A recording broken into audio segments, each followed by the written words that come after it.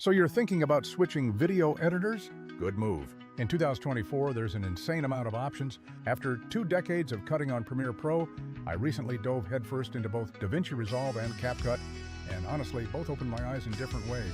Would I ever go back to Premiere? Probably not as my daily driver, but let's be real. Each tool has its place. Stick around and I'll walk you through what stood out, where they trip up, and how a tool like Vizard can actually make your life way easier no matter which editor you pick.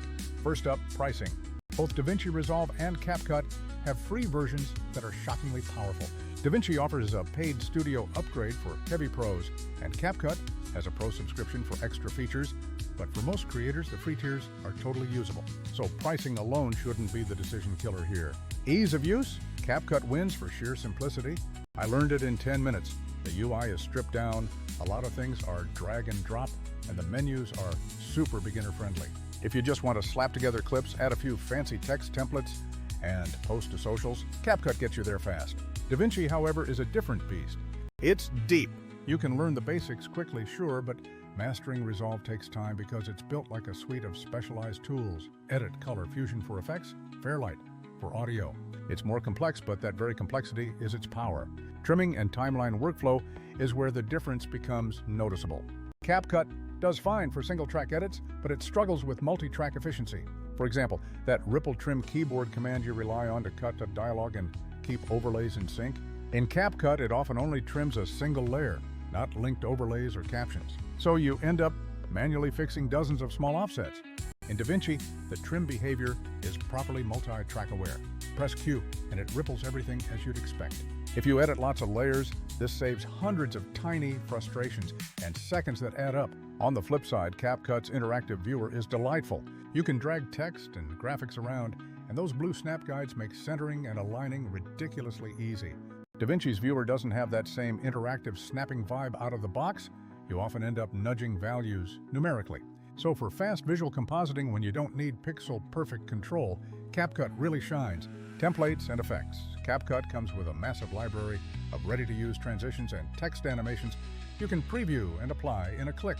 They're very social media friendly, stylish, punchy, and made to grab attention. DaVinci has templates and powerful capabilities, but a lot of high-end effects require building in Fusion, DaVinci's equivalent of After Effects, or importing presets from sites like Motion Array. That means more upfront effort, but also way more customization potential. Short version, CapCut saves you time with pre-built flair. DaVinci gives you the freedom to build something unique and professional if you want to invest the time. Color grading is a no-contest win for DaVinci. Hollywood colorists use Resolve for a reason. The tools are granular and let you sculpt footage down to the tiniest detail. CapCut's color tools are surprisingly capable for a social-first editor. Color wheels, curves, HSL isolation, even scopes. But if you need broadcast-level grading or complex color workflows, DaVinci is the path. Audio, another big difference. CapCut has some automated audio features that are nice. Loudness normalization. Pro users get voice enhancement and isolation tools that actually help. But the timeline's embedded waveforms can be tiny and hard to work with unless you extract audio, which then introduces sync hassle. DaVinci's Fairlight audio workspace is a proper audio editor, big, clear waveforms, detailed keyframing, effects chains, and all the pro tools you'd expect. If your content relies on precise audio edits, DaVinci saves time and headaches. Captions. CapCut offers automatic captions in the free version, and they look sharp and optimized for social platforms. DaVinci can do automatic transcription, but it's locked behind the paid studio version. It often needs more tweaking to look as clean as CapCut's templates. So if you want one-click stylish captions for short-form content, CapCut has the edge. Advanced features, CapCut has surprising tricks, auto cutout for background removal, no green screen needed, relighting tools to tweak a scene's light after the fact, and a heap of AI-ish helpers aimed at creators making fast social clips. But DaVinci is built for pro workflows, multiple tabs for distinct tasks, complex fusion compositions, node-based color grading, and multi-GPU acceleration on the studio version. That's the kind of depth that can replace several standalone apps. If you need cinematic color, pro-level compositing, or serious audio mixing, Resolve is the stronger platform. Mobile and cross-platform, CapCut wins for mobility. Desktop, mobile, tablet, even browser-based editing, you can pick up a phone and refine clips on the go. DaVinci has an iPad app that's powerful for on-the-go edits, but nothing beats the desktop for heavy timelines.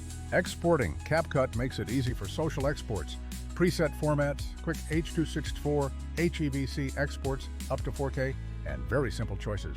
DaVinci gives you far more control over codecs, bit rates, and presets, so you can optimize for YouTube, broadcast, or archive masters. Note the free Resolve Caps exports above 4K. The Studio upgrade unlocks higher resolutions and multi-GPU speeds. Performance. CapCut feels snappy and lightweight. Even on a modest machine, it edits smoothly and exports fast, which is a game changer when you just want to churn content.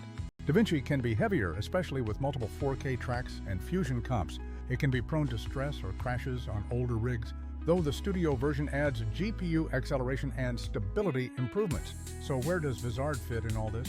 Think of Vizard not as a competitor to either of these editors, but as a workflow multiplier. Vizard's AI specializes in turning long-form videos into ready-to-post short clips, finding the moments that are most likely to resonate, trimming, adding captions, and even formatting for different social formats in a click. If you're producing long videos in DaVinci or recording live interviews, Vizard can automatically slice viral-ready clips out of that long footage without you manually hunting through hours of footage. 3 Vizard features that actually change the game. Auto-editing viral clips. Vizard scans your long videos, detects high engagement moments, and outputs short clips that are already optimized for social. No guesswork, no hours of manual scrubbing. It prioritizes moments with emotional spikes, laughs, big reveals, or strong hooks. These are the moments that humans click on.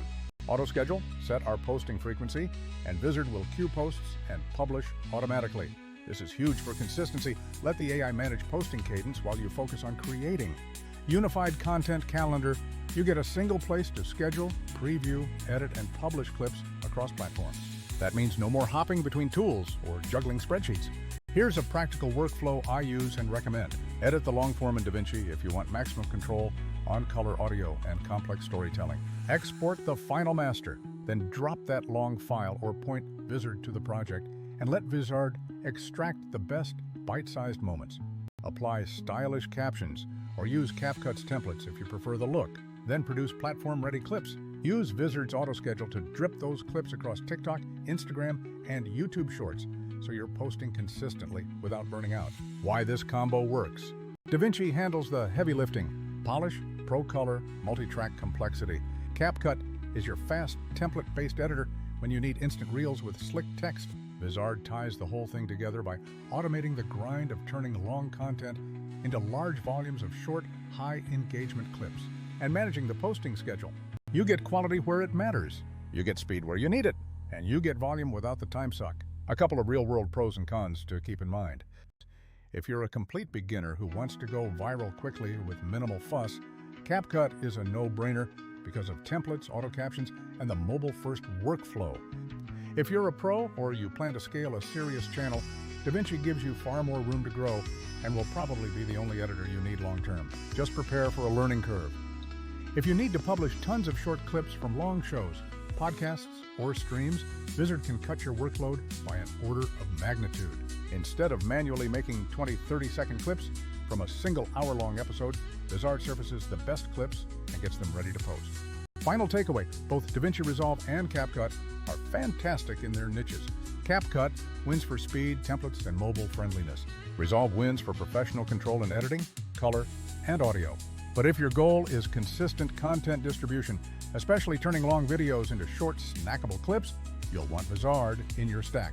It doesn't replace your editor, it amplifies your output. Personally, I use all 3.